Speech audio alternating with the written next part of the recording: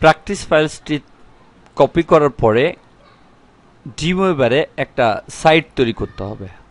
যেহেতু আমি এখানে ড্রিমওয়েভারে এই প্র্যাকটিস ফাইলসগুলো ব্যবহার করব, তাই প্র্যাকটিস ফাইলসের জন্য যে লার্নিং পিএসপি ফোল্ডারটি আমি htdocs ফোল্ডারের মধ্যে কপি করে দিয়েছি, সেই লার্নিং পিএসপি ফোল্ডারটি ড্রিমওয়েভারের সাইটের মূল ফোল্ডার হিসেবে এখানে চিনিয়ে দিয়ে আসতে হবে। তাহলে লার্নিং পিএসপি ফোল্ডারের মধ্যে যে ফাইলগুলো রয়েছে সেটাকে যে কোনো এডিট করলে আমি ব্রাউজারে সেই এডিটটাকে প্রদর্শন করাতে পারবো। তাই আমি ড্রিমওয়েভার সফটওয়্যার থেকে একটা সাইট তৈরি করব এবং সেখানে লার্নিং পিএসপি নামে যে ফোল্ডারটি আমি htdocs এর মধ্যে রেখে এসেছি সেই ফোল্ডারটিকে সাইটের মূল ফোল্ডার হিসেবে দেখিয়ে দিয়ে আসবো। ড্রিমওয়েভারে সাইট তৈরি করার জন্য এখানে দেখতে পাচ্ছি সাইট নামে একটা মেনু রয়েছে, এখানে ক্লিক করতে হবে, তারপরে নিউ সাইটে ক্লিক করতে হবে, অথবা এখানে দেখতে পাচ্ছি ড্রিমওয়েভার সাইট, এখানে ক্লিক করতে হবে। তো আমি এখানে ক্লিক করি, নিউ সাইট, এখানে একটা নাম দিতে হবে সাইটের জন্য। আমি নাম দেই ভাই ভাই মাল্টিমিডিয়া।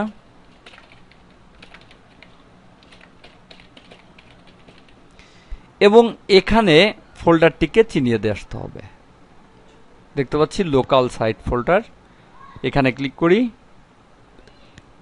এখান থেকে সি টাইপের মধ্যে যাই, জ্যাম্প ফোল্ডার মধ্যে htdocs ফোল্ডার মধ্যে যেতে হবে এবং এখান থেকে লার্নিং পিএসপি নামে যে ফোল্ডারটি কিছুক্ষণ পূর্বে আমি এখানে কপি করে দিয়ে এসেছি সেটা নির্বাচন করতে হবে।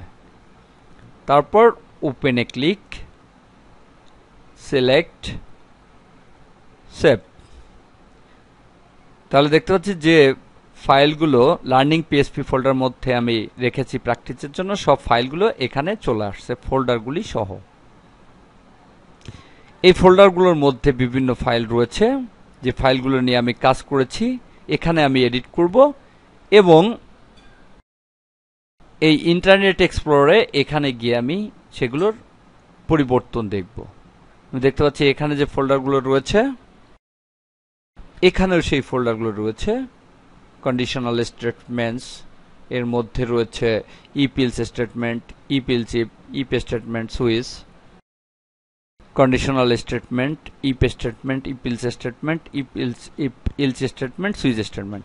এই ফাইলগুলোই মূলত ড্রিমওয়েভারে সাইটের মধ্যে চলে এসেছে এবং এখানে যে পরিবর্তন করব সেই ফাইলগুলো এখানে ক্লিক করে এখান থেকে পরিবর্তনগুলো লক্ষ্য করা যাবে এবং পরিবর্তনটা দেখার জন্য রাইট ক্লিক করে রিফ্রেশে ক্লিক করতে হবে। এভাবে পরিবর্তনগুলো দেখব।